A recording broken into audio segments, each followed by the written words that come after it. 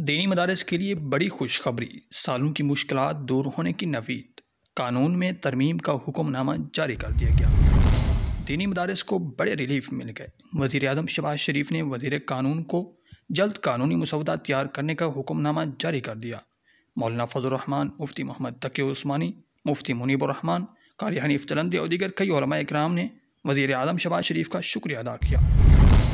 مدارس کے سربراہان کی وزیر اعظم شہباز شریف سے اسلام آباد میں خصوصی ملاقات ہوئی، جس میں مولانا فضل الرحمان نے کئی اہم مطالبات وزیر اعظم شہباز شریف سے منوا لیے۔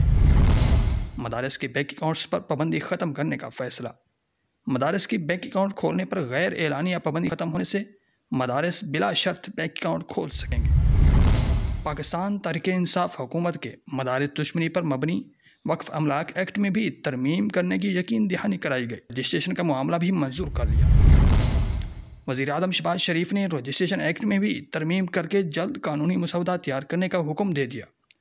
رجسٹریشن ایکٹ میں سیکشن 21 کا اضافہ کیا جائے گا۔ رجسٹریشن ایکٹ میں ترمیم کے بعد ملک بھر کے مدارس کی رجسٹریشن کی مشکل آسان ہو جائے گی۔ ضلعی ڈپٹی کمشنر بھی متعلقہ مدرسے کی رجسٹریشن کر سکے گا۔